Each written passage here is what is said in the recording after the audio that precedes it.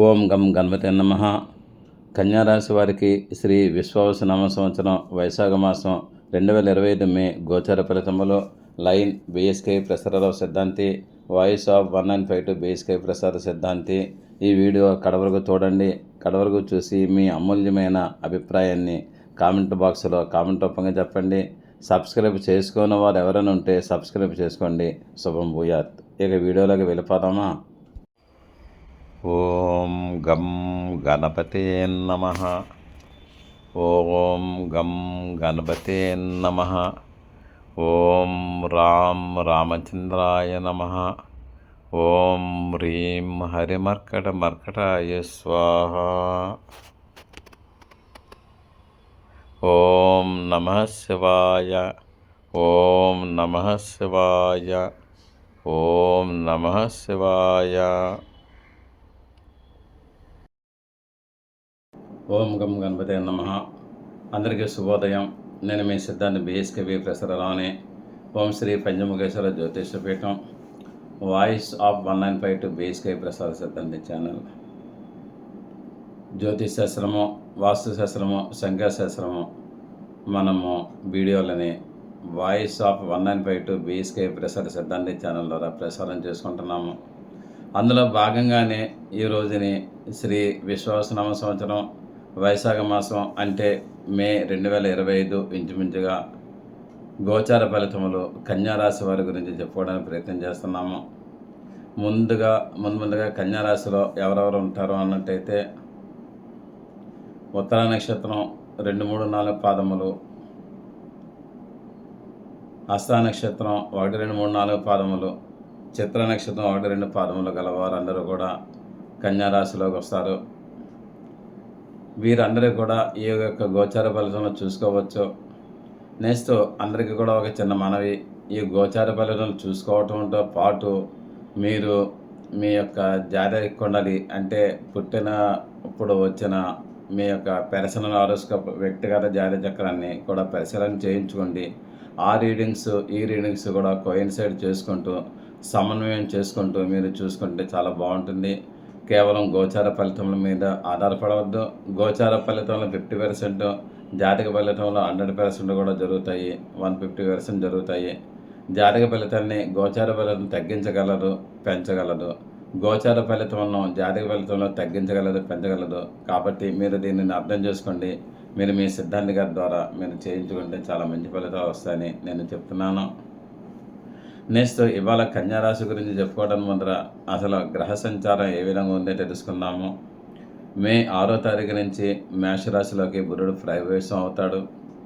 అదేవిధంగా 14/5/2025 వృషభ రాశిలోకి అర్కుడు అంటే సూర్యభగవానుడు ప్రవేశం అవుతాడు.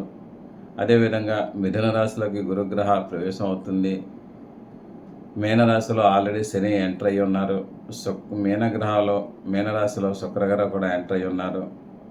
తర్వాత కర్కాటకంలో కుజగ్రహ ఎంటర్ అయ్యింది ఉంది. 18/5/2025 నుంచి కుంభంలో రాహువు, సింహంలో కేతు ఉంటారు. మరల 23/5/2025 నుంచి వృషభంలోకి బుధుడు వచ్చే అవకాశాలు ఉన్నాయి. కాబట్టి దీనిని బట్టి మనకి రీడింగ్స్ వేసుకుంటే చాలా చాలా మంచి ఫలితాలు వస్తాయని నేను చెప్తున్నాను. ఇది భగవంతుని తెలుసుకుంటూ నేను ఈ రీడింగ్స్ చెప్తున్నాను. ముఖ్యంగా అధికారం లేని వాళ్ళకి అధికారం హస్తగతం అవుతుంది ఈ యొక్క సమయంలో, ఈ నెలలో. అంటే అనేక సత్కారాలు కూడా జరిగే అవకాశం ఉంది.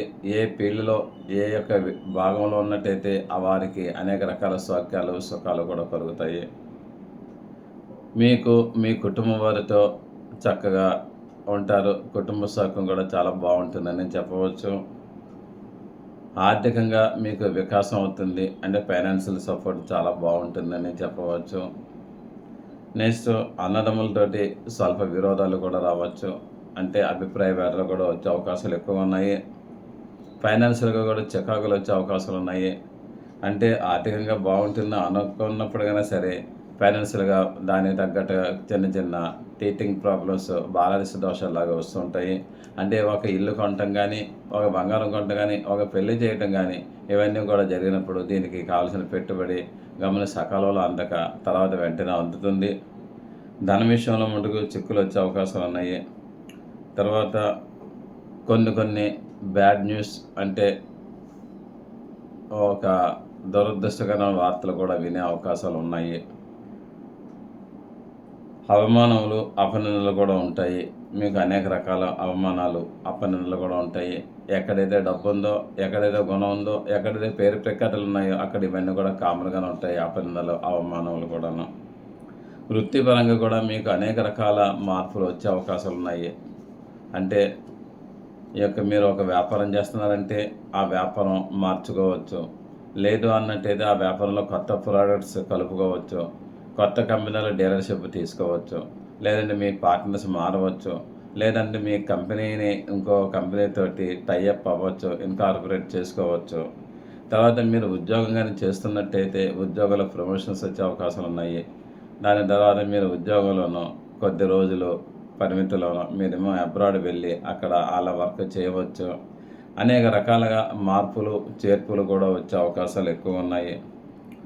అయితే అపనిందలు కూడా వస్తాయి. ఎక్కువగా స్త్రీ మూలకంగా అపనిందలొస్తాయి. అంటే స్త్రీ మూలకంగా అంటే ఒక కోడలు ఉందనుకోండి, అత్తగారి వల్ల అపనిందలొస్తాయి. ఆహ్, అత్తగారంటే కోడల వల్ల వస్తాయి. దాని తర్వాత భర్తకి భార్య వల్ల వస్తాయి. తల్లికి కొడుక్కి తల్లి వల్ల వస్తాయి. కూతురికి తండ్రి కూతురు వల్ల వస్తాయి. అనేక రకాల అపనిందలు. అపనిందలే గానీ నిందలు కాదు, నిందారోపణలు కూడా ఏమీ కాదు అని నేను చెప్తున్నాను. అయినా ఇన్ని ఎలా ఉన్నప్పటికైనా సరే మీకు కార్యసిద్ధవుతుంది. ప్రతి పనిలోనూ కూడా ఆటంకాలేమీ లేకుండా చక్కగా సజావుగా అయిపోతాయని నేను చెప్తున్నాను. తర్వాత కొత్త వారితో కూడా పరిచయాలు ఏర్పడతాయి. మీ పాతకాల చిరకాల స్నేహితులు కూడా ఎప్పుడో విడిపోయిన స్నేహితులు కూడా ఇప్పుడు కలిసే అవకాశాలు ఎక్కువగా ఉన్నాయి. అయితే మధ్య మధ్యలో గౌరవానికి హాని కూడా కలగవచ్చు. కానీ మీరు దాన్ని కాపాడుకోవాలి. మీకు ఎంత పేరు ప్రఖ్యాతులొస్తాయో అంత ఎనకాల షాడోలాగా అపనిందలు కూడా ఉండే అవకాశాలున్నాయి.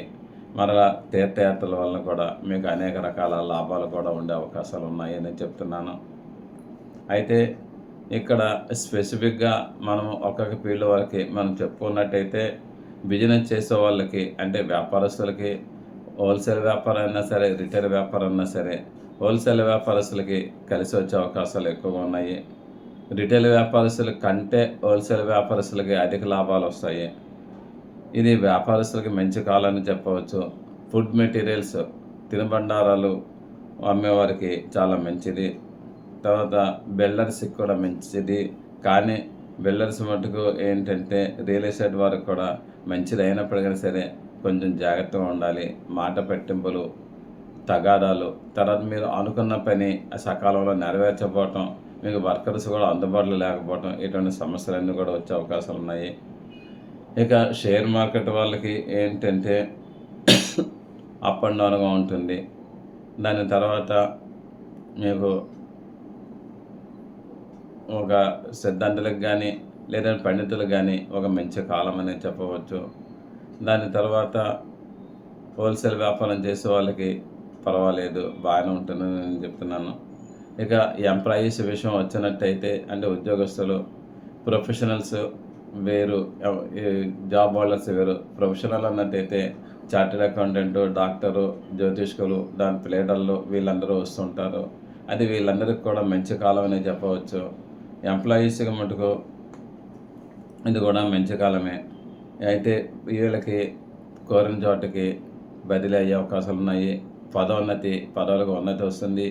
అయితే మీ పై వాళ్ళ వల్ల మీరు కొంచెం జాగ్రత్తగా ఉండండి. మీ క్రింద వాళ్ళ వల్ల కూడా మీరు జాగ్రత్తగా ఉండే అవకాశాలున్నాయి. సాఫ్ట్‌వేర్ వాళ్ళకి మంచిది. ఇప్పుడు సాఫ్ట్‌వేర్‌లో కొంతమందికి బెంచ్ మీద కూర్చున్న వాళ్ళందరికీ కూడా ఆ యొక్క ప్రాబ్లమ్ సాల్వ్ అయిపోతుందని నేను చెప్తున్నాను.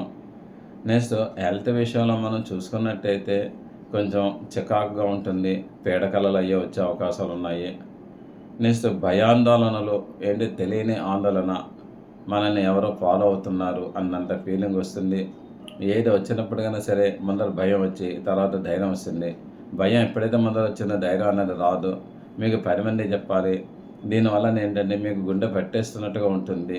తర్వాత కడుపులో ఏదో అవుతున్నట్టుగా ఉంటుంది. ఈ యొక్క భయాందోళనలో మీరు వదలకుండా మంచిది. సెన్సిటివ్‌నెస్‌గా ఉంటారు. మీకు ఈ భయాందోళనలు పోవాలి అన్నట్టయితే దుర్గాదేవిని ఆరాధన చేయండి. చేస్తే అన్ని విధాలు కూడా మంచి ఫలితాలు వస్తాయని నేను చెప్తున్నాను.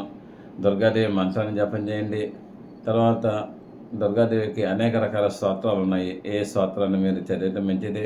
దుర్గాదేవికి ఒక 4 శుక్రవారాలు కానీ 5 శుక్రవారాలు కానీ కుంకుమ పూజ చేయించండి. చేయిస్తే మీకు అన్ని విధాలు కూడా మంచి ఫలితం వస్తుంది. ఇక మన స్టూడెంట్స్ గురించి మనం చెప్పుకున్నాము. స్టూడెంట్స్ గురించి చెప్పుకుందాం అంటే వీళ్ళకి మంచి కాలము. ఎంత కష్టపడితే అంత బాగుంటుంది. ఎడ్యుకేషన్ బాగానే ఉంటుంది. వీళ్ళ గోల్ కూడా రీచ్ అయ్యే అవకాశాలు ఉన్నాయి. వీళ్ళకి అన్ని విధాలు కూడా అనుకూలమైన మార్పులు ఉంటాయి. వీరు కోరిన కాలేజీల్లో సీటు వచ్చే అవకాశాలు ఎక్కువగా ఉన్నాయి. తర్వాత ఎంసెట్ అవి రాసే వాళ్ళకి మటుకు మంచి ర్యాంకులు వచ్చే అవకాశాలు ఉన్నాయి. నేను చెప్పానని చదవటం మానేకండి. చదివి శ్రద్ధగా రాసిన వాళ్ళకి ఫలితాలు ఉంటాయి, కానీ చదవని వాళ్ళకి మటుకు ఏ ఫలితాలు ఉండవని నేను చెప్తున్నాను. వీళ్ళు పరీక్షల్లో ఉత్తీర్ణులు అవుతారు. ఇక ఓల్డ్ ఏజ్ పీపుల్ గురించి మనం చెప్పుకోవాలి అన్నట్టయితే వాళ్ళకి ఆరోగ్య విషయంలో చాలా జాగ్రత్తగా ఉండండి. కాస్త పిల్లలు మీరు మీ తల్లిదండ్రులని ఒక శ్రద్ధగా కంటికి రెప్పలాగా చూసుకోండి. వాళ్ళని అబ్జర్వేషన్ చేయండి. చేస్తే మంచిది. కొంచెం నరాల నిశ్శబ్దం వచ్చే అవకాశాలు ఉన్నాయి. ఈ తర్వాత వాళ్ళకి జెండర్ ప్రాబ్లం వచ్చే అవకాశాలు ఉన్నాయి. తర్వాత ఈ యొక్క వాత నొప్పులు అటువంటివి వచ్చే అవకాశాలు ఉన్నాయి. కొన్ని పరిస్థితుల్లో వీళ్ళకి మట్టుకు ఏంటంటే మోకాళ్ళ నొప్పులు వచ్చే అవకాశం ఉంది. బాత్రూంలో అవి కూడా పడిపోయే అవకాశాలు ఉన్నాయి. కొంచెం మీరు జాగ్రత్త చూసుకోండి. తర్వాత ద్వాదశ కేతువు వలన కూడా వీరికి ఆరోగ్య భంగాలు కూడా వచ్చే అవకాశాలు ఉన్నాయి. కాబట్టి మీ యొక్క పెద్దవాళ్ళని మీరు కొంచెం జాగ్రత్తగా చూసుకుంటే మంచిది. వీలైనంత వరకు కూడా పెద్దవారు రెస్ట్ తీసుకుంటే చాలా మంచిదని నేను చెప్తున్నాను. ఇక వివాహ విషయం చెప్పినట్టయితే మటుకు వివాహ విషయంలో 1, 2, 3, 4, 5, 6, 7 సప్తమ స్థానంలో శుక్రుడు ఉన్నాడు. కాబట్టి వివాహం అవ్వని వాళ్ళకి అవుతుంది, ఆకర్షణ పెరుగుతుంది. కానీ అక్కడ శని కూడా ఉన్నాడు కాబట్టి కొంచెం గ్లో తగ్గుతుంది. మీకు ఆకర్షణ కూడా తగ్గే అవకాశాలు ఉన్నాయి. కాబట్టి యొక్క శనికి ఆంజనేయ స్వామి పూజ చేయండి. తర్వాత లక్ష్మీదేవి పూజ చేయండి. మీకు ఆకర్షణ పెరిగే అవకాశాలు ఉన్నాయి. దాని తర్వాత వివాహం అవ్వని వాళ్ళకి వివాహం అయ్యే అవకాశాలు ఉన్నాయి. అయితే ఇంకా నెక్స్ట్ లేడీస్ గురించి చెప్పుకోవాలంటే వాళ్ళకి మటుకు మంచి కాలం నేను చెప్పుకోవాలి. లేడీస్ మీ ఇంట్లో మీ మిస్సెస్కి కానీ లేదు అన్నట్టయితే మీ కూతురికి కానీ మీ కోడలకు కానీ మీ మానకోడలకు కానీ ఎవరికైనా సరే అన్ని విధాలు కూడా బాగుండే అవకాశాలు ఉన్నాయి. ఏది ఏమైనప్పటికైనా సరే ఈ యొక్క కన్యారాశి వాళ్ళకి మిశ్రమ ఫలితాలు వస్తాయని నేను చెప్తున్నాను. గణపతి ఆరాధన చేస్తే చాలా మంచిది. అది కూడా నేను ద్వాదశ కేతు గురించి నేను చెప్తున్నాను. ద్వాదశ కేతు గురించి తర్వాత కుజుడు అంటే వల్లి దేవసేన సమేత సుబ్రహ్మణ్యేశ్వర స్వామి ఆరాధన చేయండి. మీకు అన్ని విధాలు మంచిదని చెప్తున్నాను. ఇది కూడా కుజుడు నీచబడ్డాడు కాబట్టి, కానీ లాభస్థానంలో ఉన్నాడు కాబట్టి మంచి ఫలితాలు ఇస్తాడు. ఈ విధంగా కన్యారాశి వారి యొక్క మే నెల మాస ఫలితాలు ఉన్నాయి. మరలా నెక్స్ట్ ఇంకొక వీడియోలో మనం తులారాశి వారి గురించి చెప్పుకున్నాము. అంతవరకు కూడా సెలవు తీసుకుంటున్నాను. ఈ యొక్క వీడియో మీరు చూడండి, లైక్ చేయండి, మీ బంధుమిత్రులందరికీ కూడా షేర్ చేయండి. మీ అమూల్యమైన కామెంట్ బాక్స్లో పెట్టండి. నా ఛానల్ని ఎప్పటివరకు కూడా సబ్స్క్రైబ్ చేసుకోకపోతే సబ్స్క్రైబ్ చేసుకోండి. చేసుకున్నట్టయితే డైరెక్ట్గా మీ డోర్ స్టెప్కి మీ వీడియో వస్తుంది, మీరు చూడవచ్చు. అయితే ఇంకొక మనవి ఏంటంటే, మీరు చూస్తున్నారు కానీ కామెంట్ కూడా రాయట్లేదు, మీ అవసరం కూడా రాయట్లేదు. మీ అవసరం ఏదో చెప్పినట్టయితే దానికి తగ్గట్టుగా నేను స్పందించి దానికి ఆన్సర్ ఇవ్వగలను. నెక్స్ట్ ఏంటంటే, మీకు ఏదైనా క్వశ్చన్ ఉన్నట్టయితే క్వశ్చన్ వేయండి, నేను దానికి ఆన్సర్ ఇస్తాను.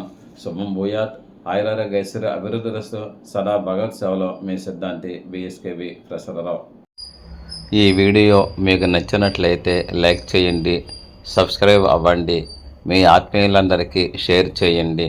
మీ అమూల్యమైన అభిప్రాయములను కామెంట్ రూపంలో తెలియజేయండి. దూర ప్రాంతంలో ఉన్నవారికి, ప్రత్యక్షంగా మమ్మల్ని కలవలేని వారికి ఆన్లైన్ ద్వారా సర్వీసెస్ అందివ్వగలము. గూగుల్ పే, ఫోన్పే ద్వారా మాకు మనీ అందజేయవచ్చు. సదా భగవత్ సేవలో మీ సిద్ధాంతి బత్తుల శ్రీకృష్ణ వరప్రసాదరావు.